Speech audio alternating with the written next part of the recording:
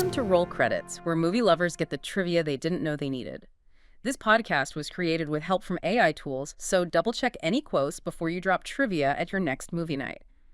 Today, we're heading deep into space with Project Hail Mary. Did you know the alien Rocky wasn't CGI, but actually brought to life using puppeteers on set? That's just the beginning of this story. Oh, it really is just the tip of the iceberg with this one. Right. I mean, imagine waking up in a room, you have absolutely no memory of your name, your past, or even, how you got there. Which is terrifying enough on its own. Totally. But then you slowly realize this room is actually a spaceship hurtling through interstellar space. And, oh yeah, you are the only hope to save humanity from a dying sun. No pressure, right? Seriously, no pressure at all. So today we are heading into the incredibly detailed, obsessively practical world of this story. We have a massive stack of sources for this deep dive. Yeah, we've got interviews with the directors, VFX breakdowns, sound design diaries, and the actual astrophysics spreadsheets used by the author, Andy Weir. Which are intense, by the way. Our mission today is to uncover how the filmmakers brought this terrifyingly grounded sci-fi story to life. And the commitment to physical reality is really what sets this entire production apart. Yeah, because when you dig into the behind-the-scenes data, you realize the directors, Phil Lord and Chris Miller, they actively resisted that modern blockbuster urge to just, fix everything in post-production with a green screen. Exactly.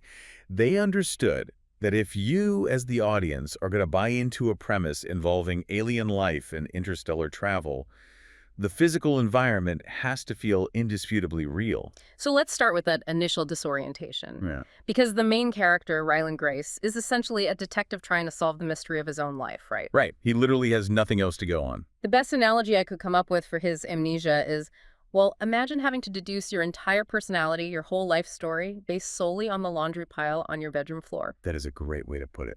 You'd have to figure out your profession, your sense of humor, your tastes, entirely from the fabric around you. And that tactile discovery is the foundation of Grace's character arc. He literally pieces his identity together through his wardrobe before he ever remembers his name. The shirts are so good. They really are. The costume department didn't put him in some sleek, generic sci-fi jumpsuit. They dressed him in his own memories. Yeah, he wakes up and finds these incredibly dorky, deeply specific science teacher graphic tees. There's one featuring a periodic table with the caption, "I wear this shirt periodically." Classic dad joke energy. Totally. Another one labels a person screaming, "Ah," as the element of surprise. He even finds a t-shirt from the musical Cats. Which is such a specific choice. I know. From these items, he sits there and deduces, okay, I must be a science nerd, I clearly love terrible puns, and for some reason I have a soft spot for Andrew Lloyd Webber. It's just a brilliant way to establish character without relying on a heavy-handed voiceover. And the filmmakers actually grounded those choices in real life. Wait, really? The shirts are real? Yeah, co-director Chris Miller had his own science enthusiast son photograph his daily rotation of graphic tees.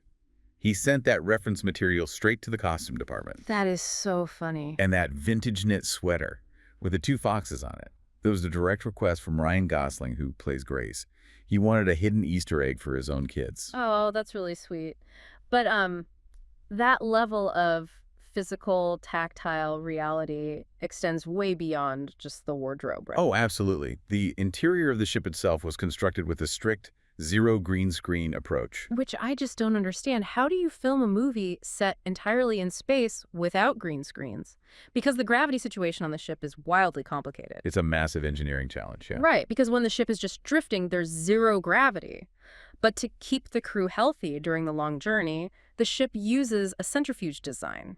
It spins to generate centrifugal force. Which pushes you toward the outer hull, effectively turning the wall into the floor. So mechanistically pulling that off practically on a soundstage sounds impossible. Well, the production team had to design and build every single interior set so that it could be physically unbolted, taken apart, and rotated exactly 90 degrees. Wait, they literally turned the room sideways? Yes. So the corridor you walk down in zero gravity is the exact same set piece you walk down when the ship is spinning. It's just physically tilted on its side. That is insane. If you look closely at the background during those early awakening scenes, the architectural logic actually holds up perfectly. You can spot chairs securely bolted to what appears to be the wall. Oh, and the coffee mugs sitting sideways in their holders, just waiting for the gravity to shift. Exactly. Okay, so that explains the sets, but what about the human body? Whenever I watch a space movie, The floating always looks like that classic Peter Pan wire work. Right, where they're strapped to a single harness. Yeah, and they do these slow-motion, graceful ballet moves in the air. It always looks a little too perfect, you Ah. know? How did they avoid that if they were doing everything practically? Well, they consulted directly with astronauts from the International Space Station. And those experts basically shattered the illusion of graceful floating. I bet. What did they say? They explained that the first few days of adjusting to microgravity are violently chaotic. Your brain doesn't know which way is up, you are constantly nauseous, and you have zero fine motor control. So you're not just elegantly gliding around. Not at all. You awkwardly bounce off bulkheads and smash your elbows into control panels. It's rough. So to capture that genuine clumsiness, the stunt team built something called a spin ring, right? Yes, the spin ring. From what I understand in the sources, instead of a traditional single wire that just lifts an actor up and down, this is like a multi-axis gimbal. Exactly. And they actually had to remove the ceilings of the practical sets just so the wire rig could travel dynamically in multiple directions. Wow! So it can move everywhere. Yeah, the spin ring allows the actor to tumble end over end while traveling laterally across the room. It allowed Ryan Gosling to perform this wild, basically out-of-control air parkour. I love that. He's throwing his weight around, crashing into panels, and visibly struggling against his own momentum. Which is so much more compelling to watch. It totally is. He's not standing in a green void pretending to float. He's a sweaty, frustrated guy dragging himself through a physical metal tube. But, that physical struggle is really just the setup. He's battered by the ship, sure, but the ship is just a tool to solve a much bigger, much more terrifying problem. Right, and this is where we get into the astrophysics. Because the central thread of the story, that the sun is literally dimming, it sounds like pure fantasy at first. It sounds like fantasy until you look at the astrobiology data the author used as inspiration. Yeah, tell me about that. Astronomers have observed real-world anomalies like Tabby's star, which made headlines a few years ago. It experienced massive erratic drops in brightness, up to a 22% dip. Wait, 22%? A 22% drop in our sun's output would completely freeze the Earth, wouldn't it? It would be an extinction-level event. I mean, even a 1% drop would trigger a new ice age. That is terrifying. A 10% drop would likely wipe out all complex surface life entirely. Okay, so in the narrative of the movie, the dimming isn't caused by a swarm of comets or a dust cloud. It's caused by a microscopic alien life form they dub astrophage. Right, space algae. Space algae. But it's algae that literally eats sunlight. It absorbs the electromagnetic radiation from the sun and converts that mass into pure energy. And it does this using Einstein's mass-energy equivalence equation, E equals mc squared. The physics behind that are just staggering. Oh, absolutely. Astrophage stores 89 billion kilojoules of energy per single gram, 89 billion. with a B. To contextualize that, biological life on Earth operates on glucose, which yields about 17 kilojoules per gram. Wow, so 17 compared to 89 billion. Exactly.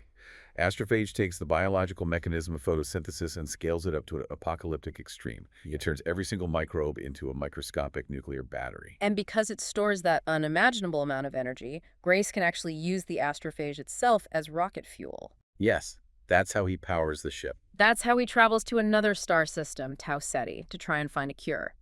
But traveling that fast introduces the concept of time dilation. Because he's moving at 94% the speed of light. Right. So a journey covering 12 light years takes about 12 years from Earth's perspective, but for Grace, on the ship, only about 4 years pass. Relativity dictates that the faster you move through space, the slower you move through time relative to a stationary observer. Which hurts my brain a little bit, but it makes sense. Andy Weir is famous in the horror and sci-fi community for his obsessive commitment to this math.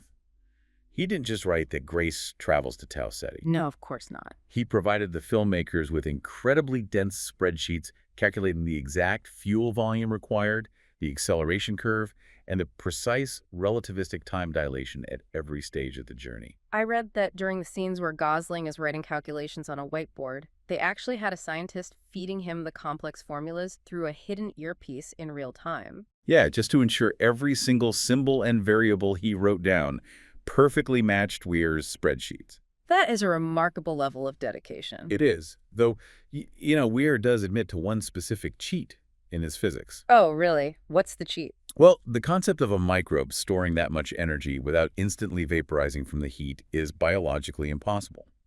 So Weir invented a workaround he calls super cross-sectionality. Super cross-sectionality, got it. He utilizes quantum physics and neutrinos to explain how the energy is stored.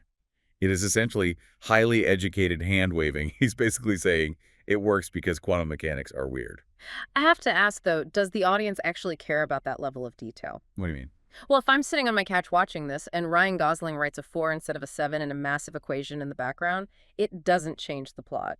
Is this extreme scientific accuracy just the filmmakers showing off for the handful of astrophysicists who might be watching? The argument for that rigorous accuracy isn't really about passing a scientific peer review.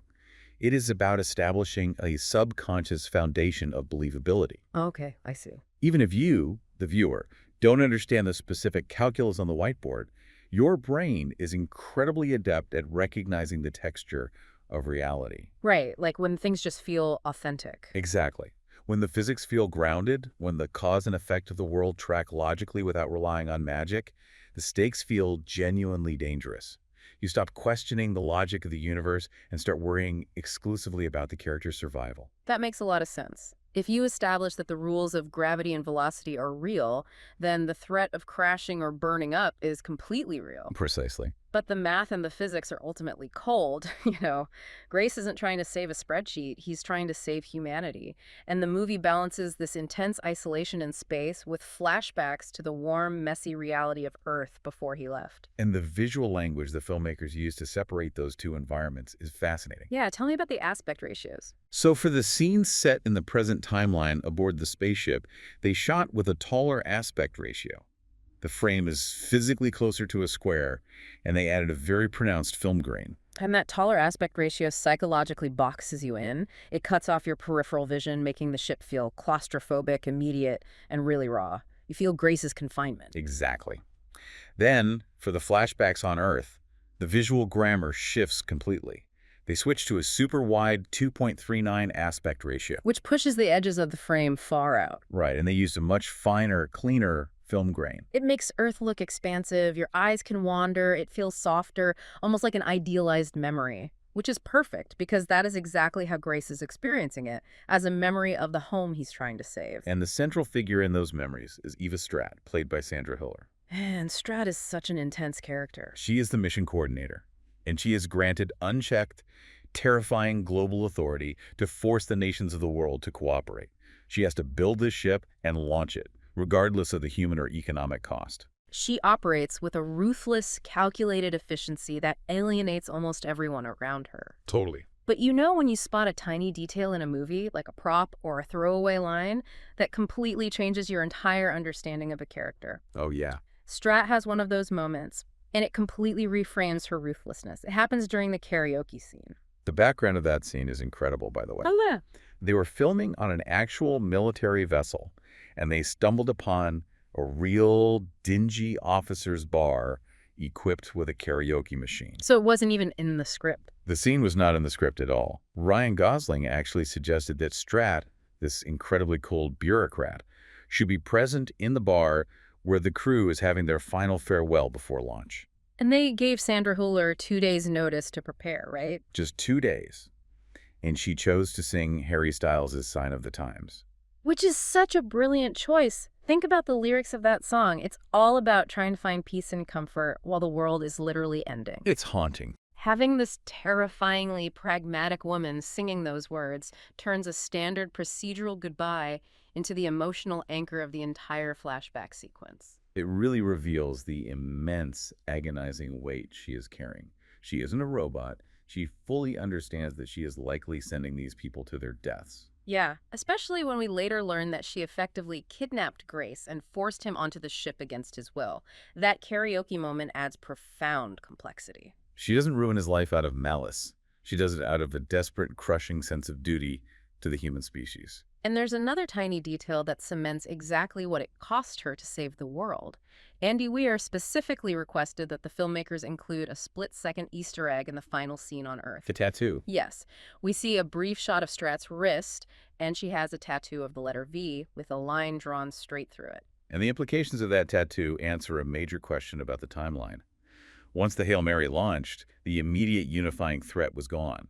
and humanity's cooperation inevitably collapsed. Because of course it did. Right?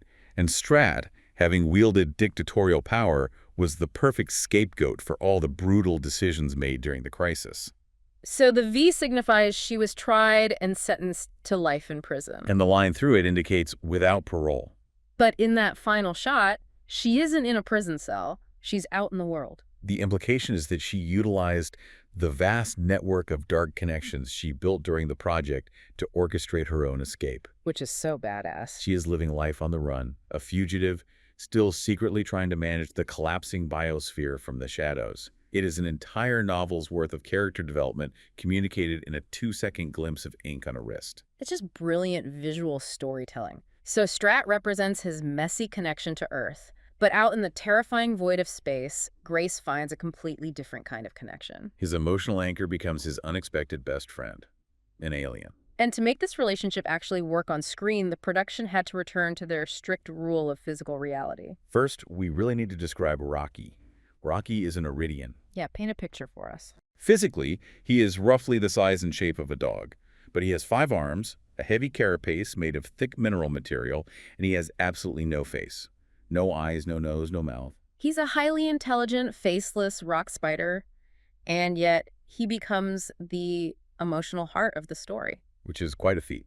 The easy, standard Hollywood route would have been to put a stunt performer in a green suit with tennis balls attached to their head, film Ryan Gosling talking to empty space, and just render the alien in post-production. But they didn't do that. They brought in a master puppeteer named James Ortiz, and they built a highly articulated, practical puppet of Rocky to physically inhabit the set. The impact of having a physical object taking up space in the room cannot be overstated.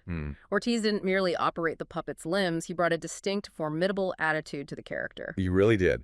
During early rehearsals, before the complex puppet was even fully constructed, Ortiz would crawl on the floor using a simple hand puppet. And he would actively boss Ryan Gosling around the set. Which is hilarious. But that is exactly the dynamic Ryland Grace needs in the story. He needs an intellectual equal. It reminds me of the phenomenon you hear about with Jim Henson's Muppets. Oh, yeah. Actors constantly say that within 5 minutes of acting opposite a Muppet, they completely ignore the puppeteer. They start speaking directly to Kermit or Miss Piggy, maintaining eye contact with the felt. Because the human brain can't help but treat the physical object, reacting to them as a real, living co-star. It fundamentally shifts the power dynamic of the performance. If Gosling is just looking at a tennis ball on a stick, he inherently controls the rhythm and energy of the scene. But with Ortiz puppeteering Rocky as a 291-year-old, highly experienced, slightly impatient alien engineer, it elevated Rocky to an equal status in the room. Sometimes even a higher status. Gosling actually had to react to Rocky's physical presence and weight. And their interaction isn't just floating in a void either. Rocky constructs a connecting tunnel between his ship and Grace's ship so they can work face to face. And the production team built this massive set piece practically, too. It wasn't designed to look like a sleek, metallic sci-fi airlock. It was designed to look like extruded, crystallized rock candy. Which is a beautiful design. Yeah. But lighting a translucent, amber-like tunnel on a soundstage is a logistical nightmare. Why is that? Because light passes through it, and because the characters eventually rotate the entire structure to simulate gravity, the lighting team had to recreate the effect of a constantly moving sun outside the tunnel. Oh, wow. How did they do that? To achieve this, they built a massive 360-degree array of incandescent lights that ran the entire length of the largest soundstage at Shepperton Studios. And they specifically used incandescent bulbs, not LEDs.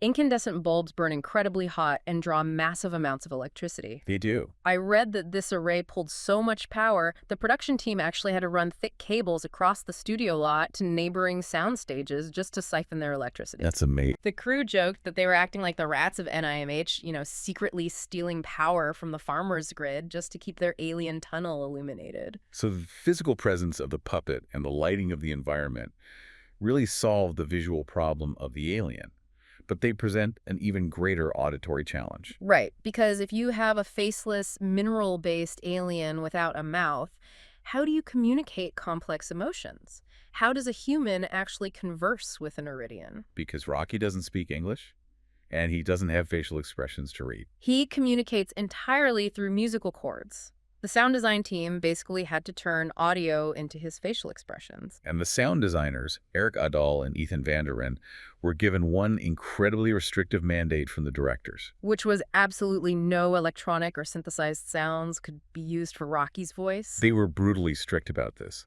The sound team would bring in an audio file they recorded from a real bird in the wild, like a whippoorwill, Hmm. and the directors would reject it, arguing it sounded too electronic. That's so frustrating. The sound designers had to defend themselves, saying, "We didn't synthesize this. That is literally just a bird."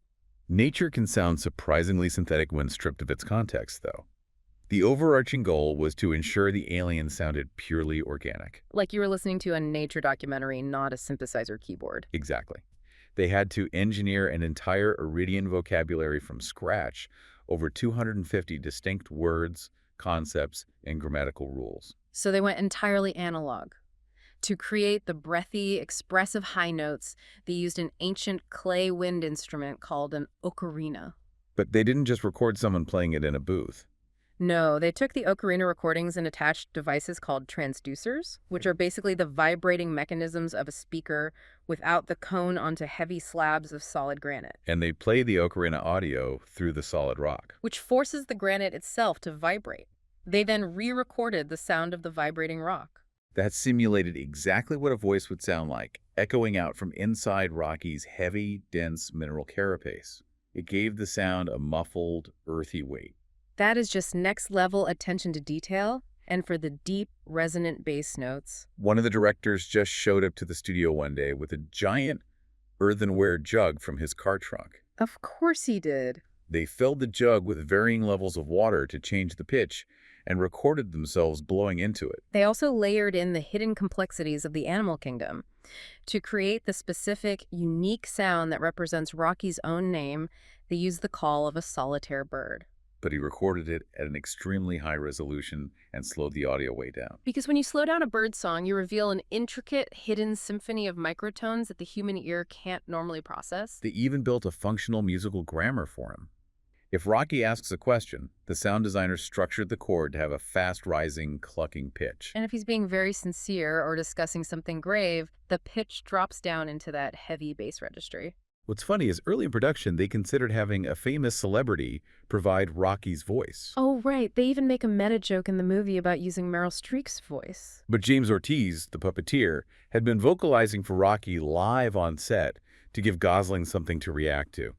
The directors realized his organic performance was exactly what the character needed. Ortiz described his own vocalizations as sounding like Mr. Movie Phone and Siri, only not as clean. It was slightly grating, deeply organic, and entirely full of personality. So if we look at everything we've unpacked, the practical spinning sets, the meticulous orbital mechanics, the 360-degree incandescent lighting, and a guy blowing into a wet jug to make a rock spider talk, it's an incredible technical achievement. But why go to all this trouble? Because the obsessive technical detail serves the core theme of the story. Project Hail Mary uses the hardest, most rigorous hard science available merely as a vehicle to tell a story about empathy and communication. It really is beautiful. The intricate sound design and the physical puppetry demonstrate how two completely different species, from completely different evolutionary paths, can overcome profound barriers to understand each other, work together, and ultimately save each other. They literally built a fully functional centrifuge and calculated relativistic time dilation just to tell a story about friendship. Which leaves you with a final thought to mull over. Consider that we are currently living in an era deeply obsessed with artificial intelligence, frictionless digital perfection, and limitless CGI spectacle. Very true. Yet the most convincing, emotionally resonant alien encounter in modern sci-fi was brought to life by a puppeteer crawling on a studio floor, a few vibrating clay pots, and a slowed-down bird song. It really makes you question what we lose when we abandon the irreplaceable magic and friction of the human touch. And that wraps our journey through Project Hail Mary. If you enjoyed this deep dive into science, survival, and unexpected friendship, follow Roll Credits and share it with your fellow sci-fi fans. We'll be back soon with more trivia, more movie magic, and maybe a few more trips across the galaxy. Stay curious.